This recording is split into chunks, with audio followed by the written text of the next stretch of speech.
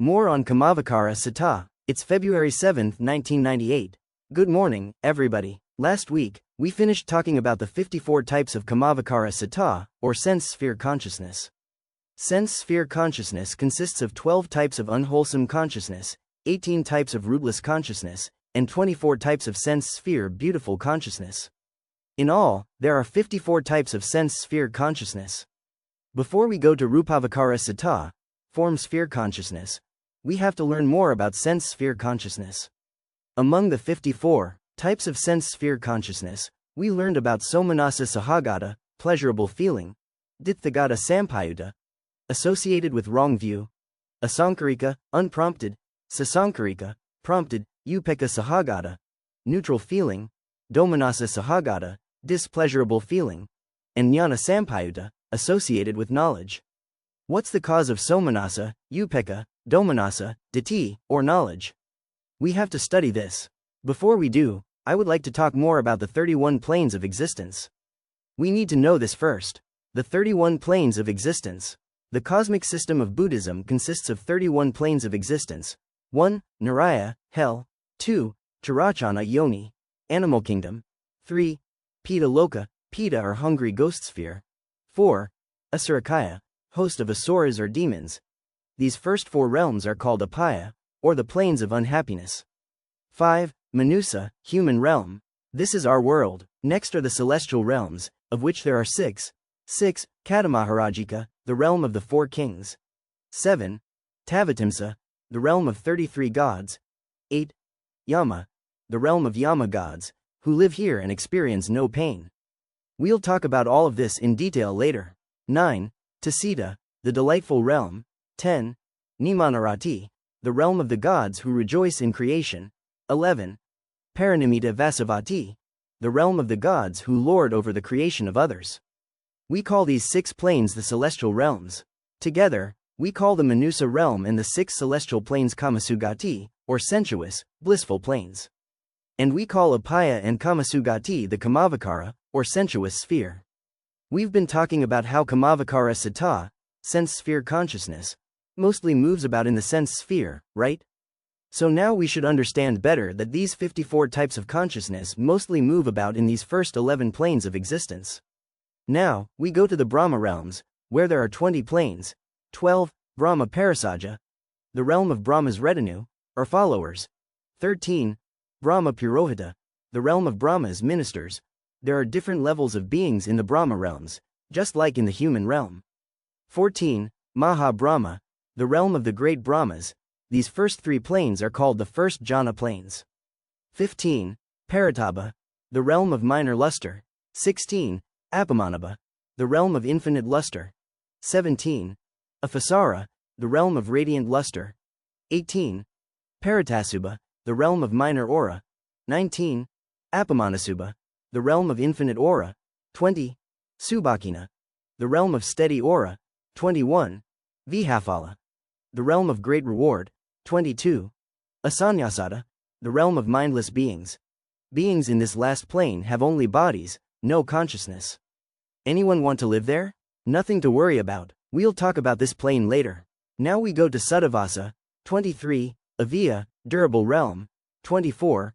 Atapa, the serene realm. 25. Sudasa, beautiful realm. 26. Sudasi, clear-sighted realm. 27. Akanitha, highest realm. We call these last 5 planes Suddhavasa, or the pure abodes.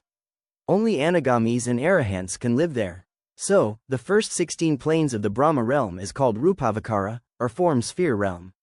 Now, we'll talk about Arupavacara, or formless sphere realm. 28. Akasanankayatanupagga, the realm of infinite space. 29. Vijnanankayatanupaga, the realm of infinite consciousness. 30. Akinkanayatanupaga, the realm of nothingness. 31. Iniva Sanyanajanayatanupaga, the realm of neither perception nor non-perception. So, these last 4 planes are called Arupavacara, or formless sphere. Beings in these realms have only consciousness, mind, but not body or material property. These last 20 planes, the 16 of the form sphere, and the 4 of the formless sphere, we call Brahmaloka. Hinduism, of course, speaks of Brahma and their other gods. And in Buddhism, we have these 20 Brahma realms. Now that we know a little about the 31 planes of existence, we can continue where we left off. The 5 causes of Jnana Sampayutta. What causes a being to be Jnana Sampayutta? Why are some people very smart? It is dependent upon their previous karma. And if they have wholesome consciousness at death, relinking consciousness, we have 8 types of resultant consciousness, right? Will arise in line with that karma. We should know the various causes of Jnana Sampayutta. 1. There was karma done in the past that was conducive to possessing wisdom. This is very important. Karma here is referring to wholesome consciousness done in the past, in a previous life. In other words, what we did was conducive to possessing knowledge. If we do a meritorious deed, practice generosity, and so on, we wish that in the future, in the next life, by the power of that merit we will have good intelligence. We wish for this. Of course, if we just wish for this but don't do anything about it, then we won't succeed. We have to do something, and also wish for it. We might say, by the power of my generosity, my good morality, and my meditation, if I have to be reborn again, may I be a very smart person. As I said, it's not sufficient if we just wish but don't do anything else. We must also support people who are learning. Perhaps donate money to students in schools, or purchase textbooks, etc. We should support those who are trying to gain knowledge, and when we do, we call this behavior conducive to possessing wisdom. But there's more. If we study and find that we don't understand or we have doubts about something, we need to seek clarification. If we don't ask for clarification of the things we don't understand, that's not good. If you did these things in a previous life, your rebirth consciousness in this life was Jnana Sampayutta. And that means you can gain enlightenment. So, it's good to support others to study and learn, to donate and otherwise assist them in that endeavor, and to ask questions in order to improve our own knowledge. And we make a wish that our good karma will cause us to be reborn with knowledge. This is one of the causes for a being to be reborn Jnana Sampayutta. 2. Rebirth in Rupaloka, which is a world free from ill will. How many Rupaloka do we have? 16. The 16 form sphere realms we just spoke about. Among those 16, one is the plane of mindless beings. If we exclude this realm, we have 15 Rupaloka. If we are reborn as a Brahma, that's Rupaloka, we are free from ill will and sensual pleasure. If you have ill will and get mad, your wisdom goes away at once, right? The 15 Rupaloka are free of ill will, and that's why beings from these realms are reborn with consciousness accompanied by knowledge. 3. Maturity of mental faculties. We'll study these 5 mental faculties, faith, effort, mindfulness, concentration, and wisdom, in detail later. For now, though, we should know that these are brought to maturity during the 10 decades in the life of a human being. On average, people live to about 75 years old now, right? But in the Buddha's time, human lifespan was about 100 years. That's why we're talking about the 10 decades in the life of a human being. Tender, ages 1 to 10, kids don't have much wisdom. Sport, ages 11 to 20. They just like to play and enjoy themselves, so Jnana Sampayutta doesn't occur so much. Beauty, ages 21 to 30, during this decade, most people have good beauty. Beauty was less pronounced during the previous decade, but now, females are very pretty and men are very handsome, they have very strong bodies and organs. Strength, ages 31 to 40, we are very strong, more than when we were younger. Wisdom, ages 41 to 50, maturity of mental faculties occurs during this decade.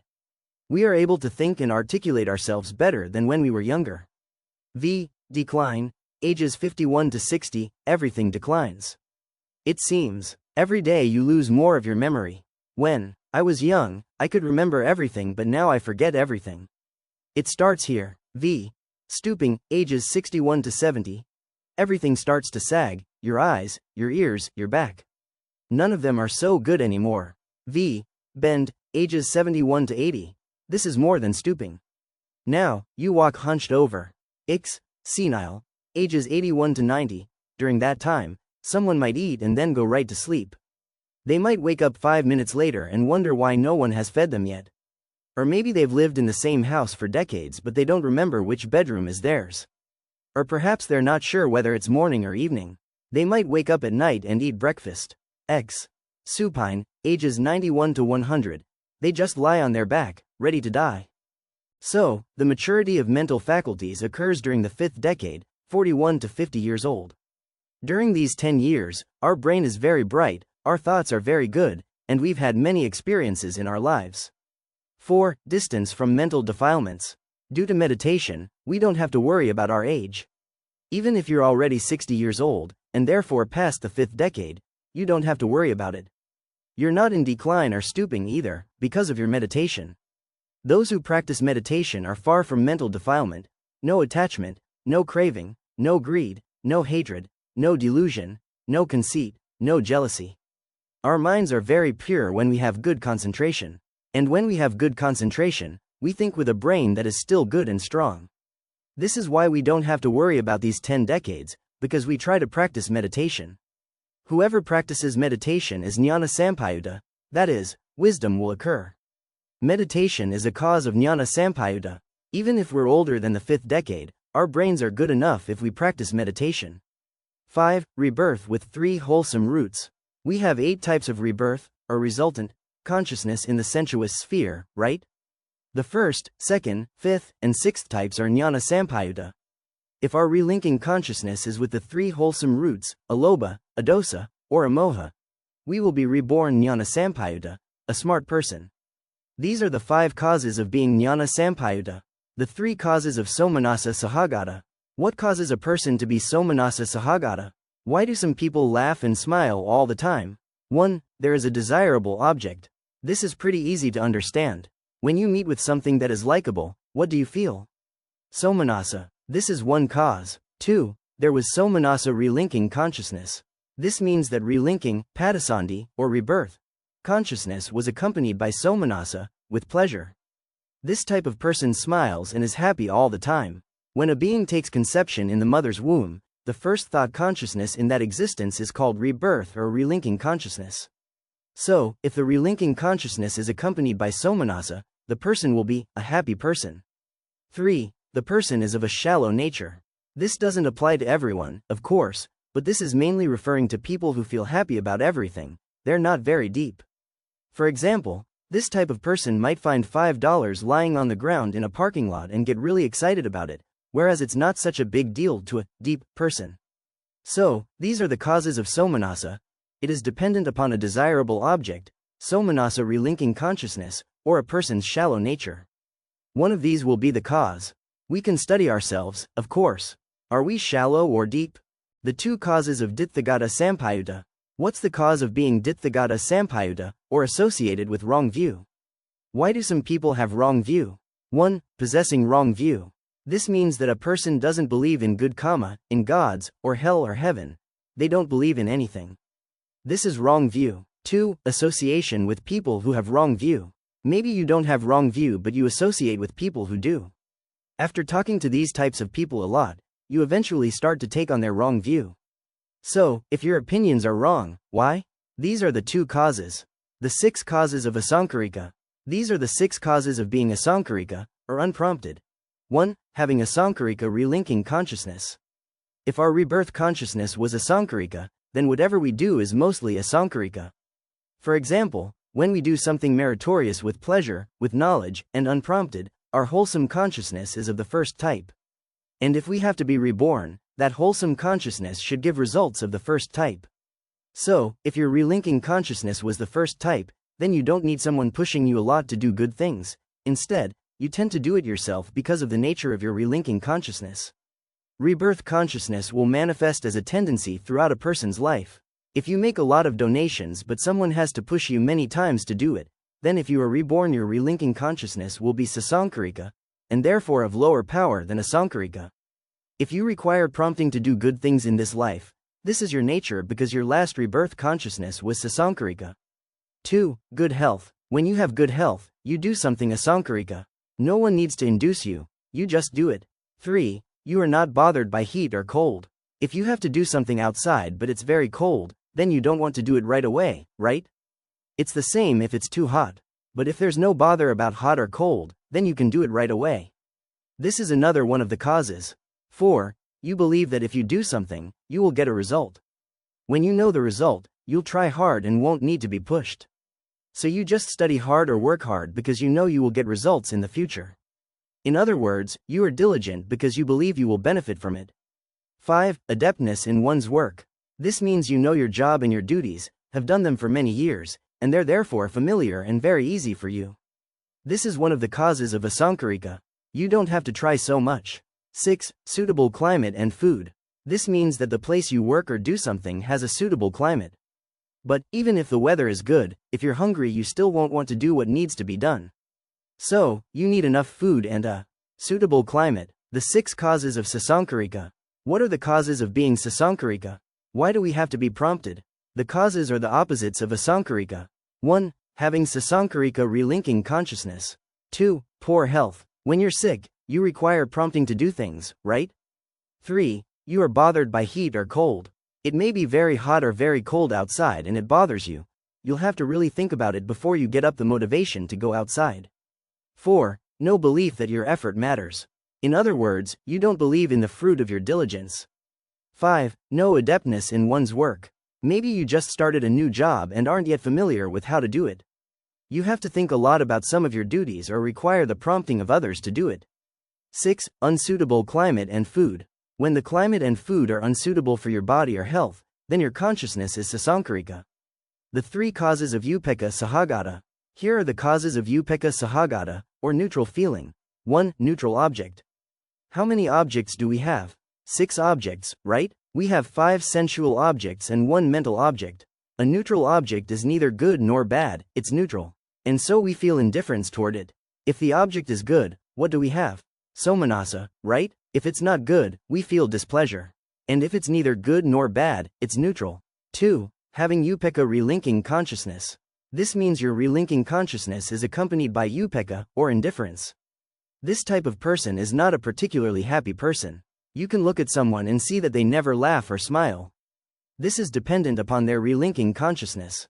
3. Having a deep nature.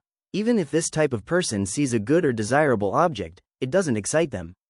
Or if they meet with an undesirable object, they have just a neutral feeling about it. Why? It's because of their deep nature. The 2 causes of domanassa and ill will.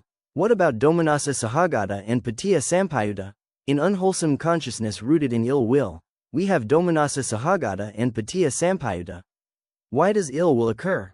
What's the cause? 1. An undesirable object. Because of an undesirable object, there's dosa, you get angry.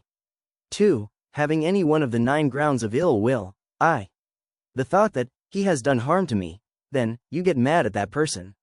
The thought that, he is doing harm to me right now, and that's why you get mad at him. The thought that, he will do harm to me in the future. We think about this and then get mad at the person.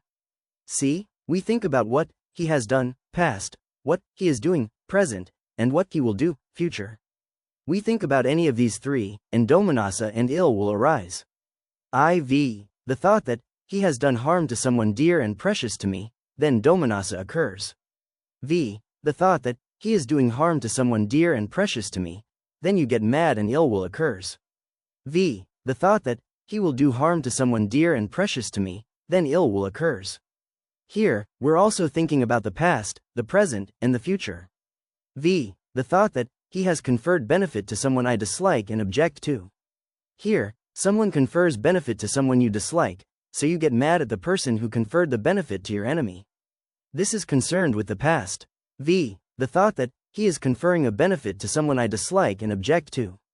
So you think about something occurring in the present and get mad.